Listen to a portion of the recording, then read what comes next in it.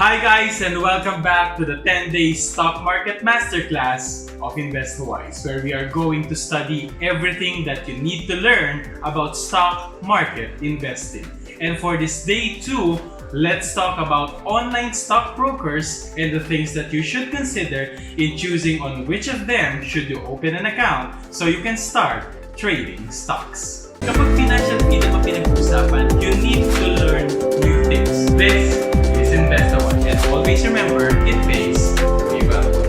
If you already watched the day 1 of our Stock Market Masterclass, well, thank you so much for your support. And we hope that we've been able to get your interest on this topic about stock market investing. It's probably the reason why you are watching this day 2 today, right? So I really hope so. Now, if you haven't watched our day 1 video, don't hesitate to click the link above, okay? So before you can proceed with this day 2. Also, make sure that you are subscribed to our YouTube channel by clicking the subscribe button down here and of course the notification bell. Remember, we offer this masterclass for free, and all we ask from you is to subscribe to our channel so you instantly get notified once the next videos of this series will be released. Now, for a little bit of a review on our day 1 video, we've studied about shares of stock. What does it mean when you own one? And what are the benefits that you can expect to have when you invest your money in purchasing shares of a publicly listed company? I hope we were able to give you enough reasons to put your money on these investments and decide to start buying some. Now, for this video, we will talk about how you can buy shares of stocks through an online stock brokerage account.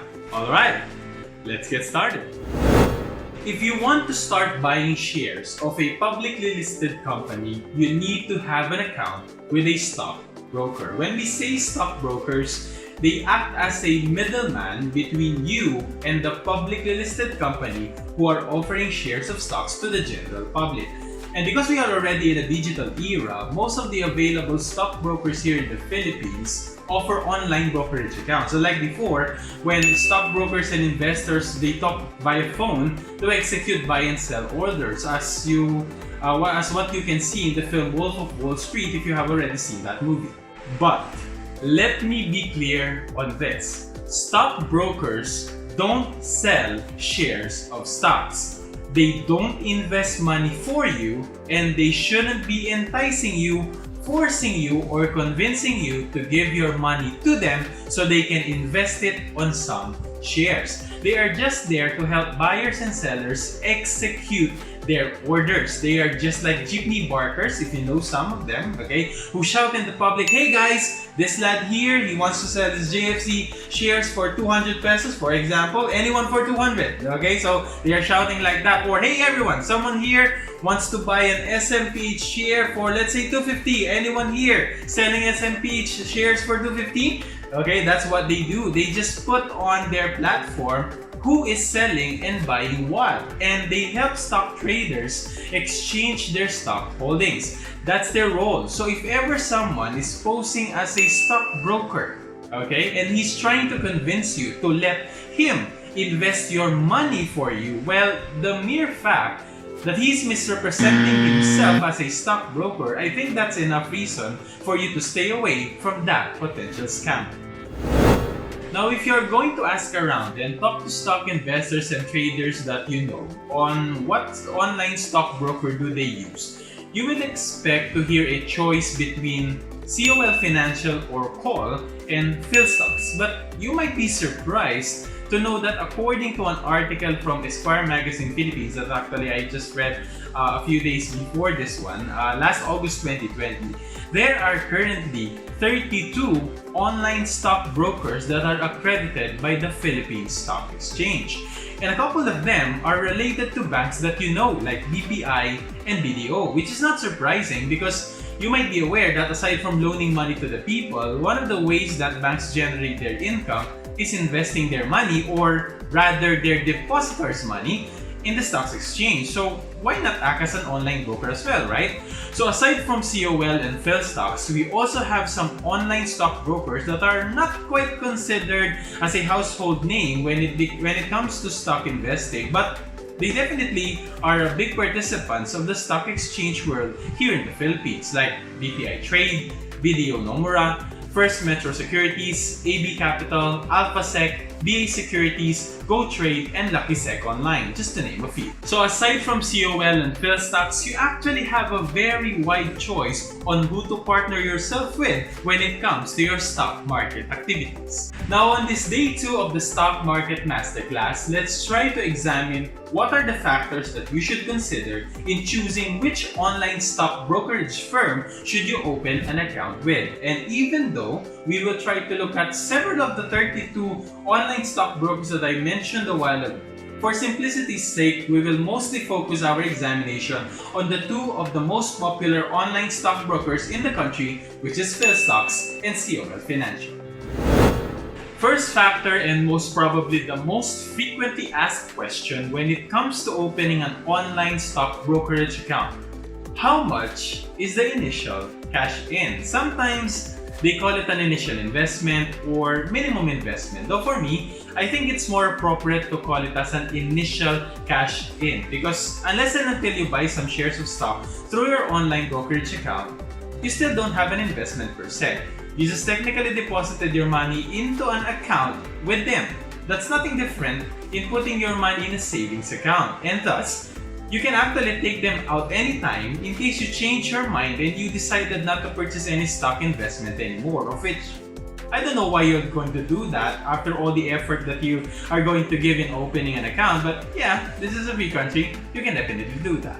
So anyway, going back, when it comes to initial cash in, COL has a very low requirement of just 1,000 pesos to open an account, as compared to PhilStocks, who will ask you to deposit 5,000 pesos first, together with their other documentary requirements before you can open an account.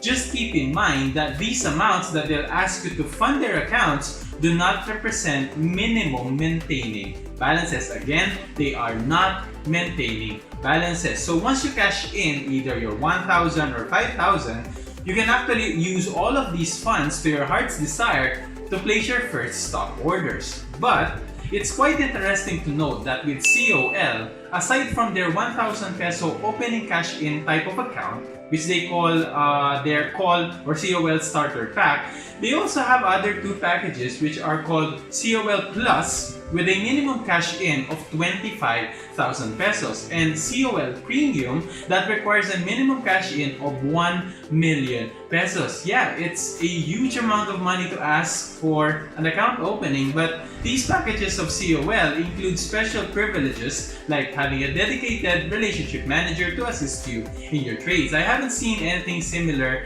to these things in the PhilStocks website, so I guess everyone has an equal footing when it comes to PhilStocks. Another interesting thing with opening an account with both PhilStocks and COL is that they have this what they call a 7-day free trial, where they allow you to register your account, navigate around their platform, and try it out for 7 days without the need for you to fund your account first before they let you in. Well, of course, common sense tells us that within that 7-day free trial, you won't be able to execute any trades, meaning you can't buy or sell shares of stocks simply because you don't have any money yet in your account to do so. But at least you can start getting a feel of their platform to understand their interface, which could possibly determine if you will proceed with this stockbroker or continue looking for another one. Now, for the benefit of you having wider choices as compared to these two most popular online stockbrokers, it pays to know that some of their competitors don't actually even demand for any initial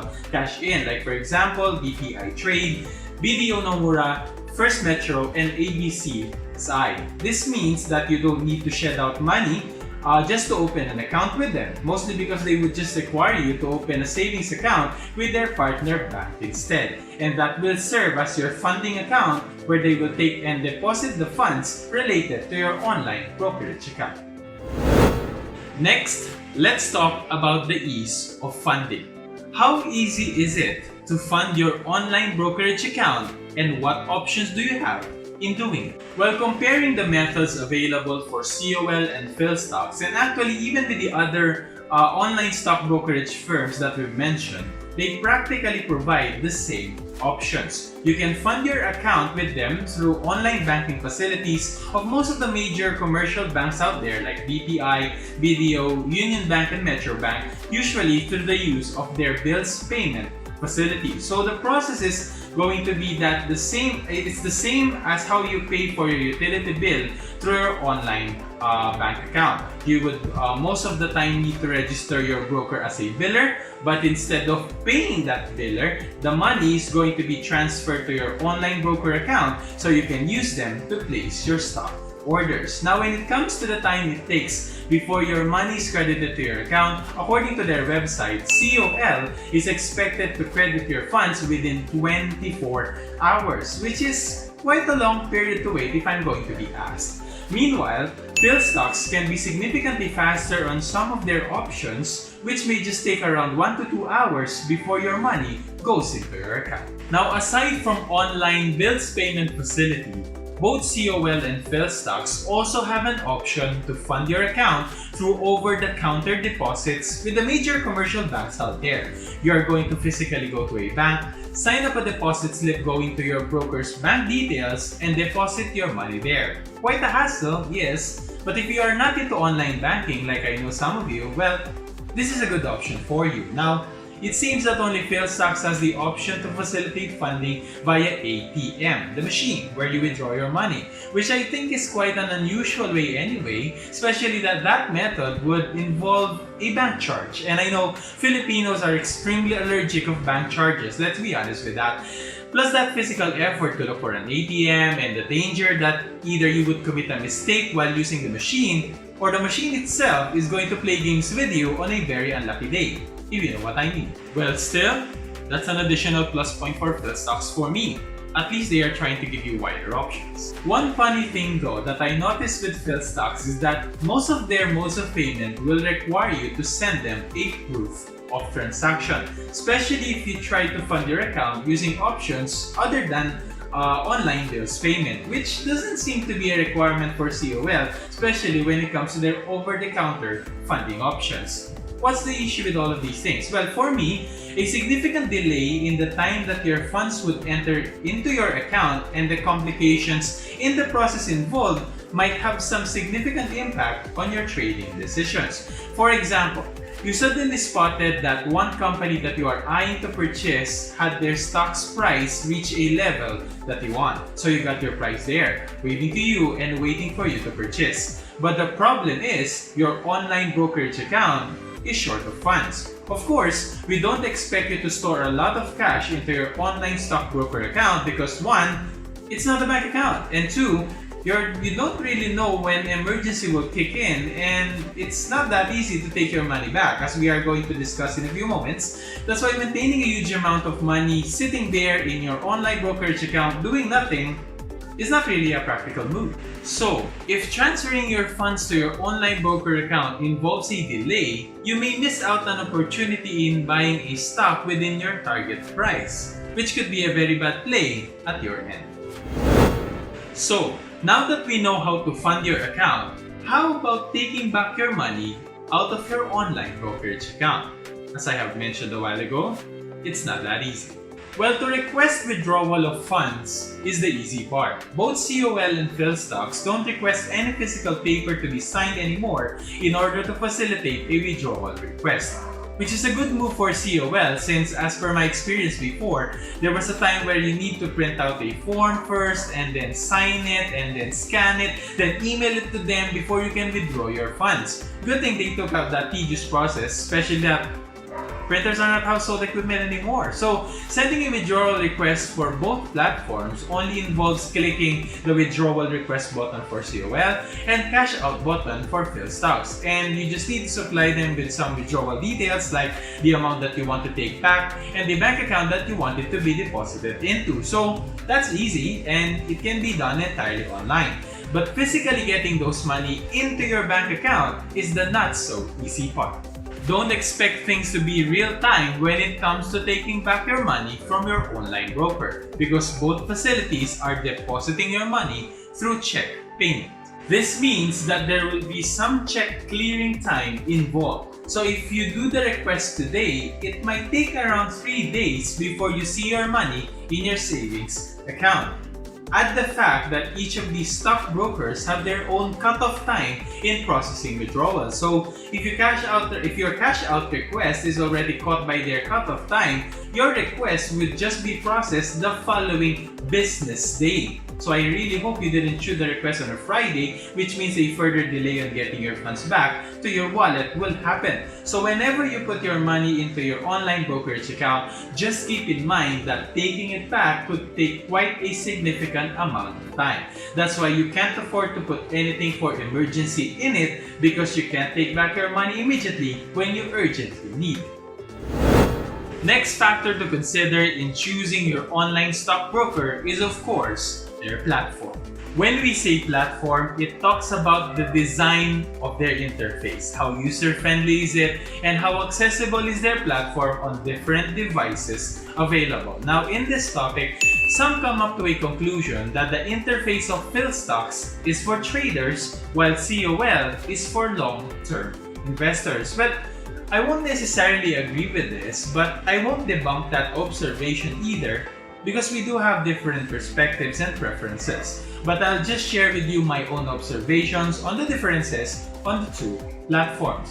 When it comes to the COL interface, for me, it gives you a feel that you are just like navigating an online banking platform. Every function has a specific place. There is a section for placing orders, there is a section for your order status, there is a section for your transaction details, a separate section for announcement. Everything is organized. So if you are into using online banking facilities, you won't have much of a difficulty in navigating their platform, unlike PhilStocks. The PhilStocks interface is like a hacker's battlefield. Lots of moving numbers that might confuse your eyes when it lands on it for the first time. Everything is found on a single screen. Your bid button, your ask button, a real-time monitoring of stock prices, lots of ticker symbols blinking, a lot of things are happening in a single screen. Though in all fairness, that style of interface is actually what they are proud of. It's not meant to confuse users or intimidate you, but actually to enable you to execute your actions the fastest way possible. Since you already have everything on your screen, you can make and execute decisions quickly. Your screen says you already hit your target price, the price of your shares are bleeding, you can immediately do a sale without leaving your screen. The sell button is just in front of you. You spotted an interesting buy? Same, easy execution. That's one area of their user interface that I'll give some good points for PhilStocks, because as compared to COL Financial, you will need to do too many clicks, especially when executing buy and sell orders. Aside from the need to put your password on every order that you make, that's how COL's interface works. That for me is a significant problem, especially if the price of the stock that you are trying to either buy or sell is swinging wildly, because there is always that danger of missing that price that you are targeting. And if you also have a not so stable internet connection, that's not going to be a good combination. Actually, that thing happened to me a lot of times when I was using COL's platform before, which honestly pissed me off.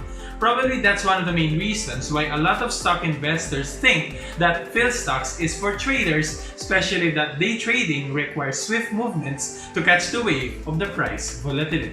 Now, on the side of accessibility, both of them can be accessed through a web browser, but so far, only PhilStocks has a mobile app that enables you to do trades while on the go. Though we don't recommend you doing rush decisions when it comes to your stock trades, I still find it convenient to have your investment platform on hand so you can act faster instead of flicking an entire computer before you do your thing with your stock brokerage account.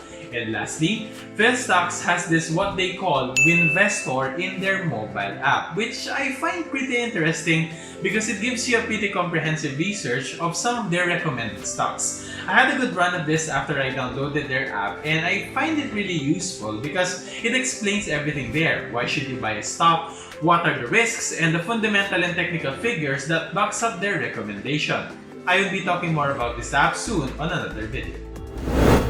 Lastly, let's talk about fees. Of course, whenever you do trades, there would be some fees and taxes involved. This is how stockbrokers make money.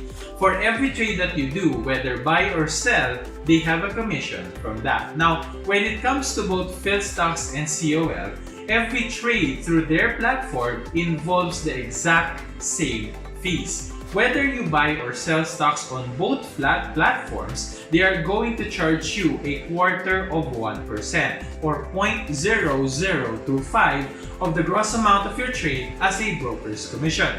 Plus, on top of that amount, there will be a 12% VAT that you also need to pay. So, the higher the amount of the stock that you either buy or sell, the higher the commissions, fees, and taxes that you need to pay to them. Now, if your trade transaction is lower than 8,000, you will be charged with a fixed minimum commission of 20 pesos, which applies to both online brokerage firms. Plus, there are also some other taxes and fees involved in any of your trade transactions, which doesn't really depend on what broker you are under, because they involve, say, VAT and sales tax for the government, fees to the Philippine Stock Exchange, and Securities Clearing Corporation of the Philippines, which are going to be, we are going to talk about them in detail on the next videos. This is the reason why whenever you do some trading decisions, one of the things that would affect your gains would be fees, especially that the more frequent trades you do, either buy or sell, the more fees that you need to pay and the less gains that you can take home. So you need to be very careful on your trading decisions because they are absolutely not free and might cost you some money. So, after discussing these 5 factors that you should consider in choosing which online stockbroker should you open an account with, who wins? Who's better? Which broker should you choose? Well, it all entirely depends on you. Which of them do you like the platform better? Which interface do you think is more useful? Which for you provides the most convenient way of putting in and getting back your money? This will all depend on your own preferences, but I truly hope that we were able to lead you to some important things to consider to make it easier for you to deliver. Now, if you want to register for an account on any of the online stockbrokers that we mentioned in this video, you can look at their websites on the description of this video. You just need to follow the instructions. There are some forms that you need to fill up and some documents that you need to provide. So again, thank you very much for joining us in this day 2 of the Stock Market Masterclass, and for our day 3, since we already understand what shares of stocks are and how we can access them through online stockbrokers, for day 3, we are going to lay down some tools that you need to start practicing your buy and sell techniques through the use of a virtual stock trading account combined with one of the most common charting tool that stock market investors use. Make sure that you are subscribed to our channel by clicking the subscribe button right now down below, and of course the notification bell, so you will get notified once our day 3 video is released. So again, thank you very much for joining us in this day 2 of our masterclass. I'm Migs, I'm your Cashflow Management Coach, and this is your 10-day Stock Market Masterclass of InvestWise. And always remember, it pays to be well-wise.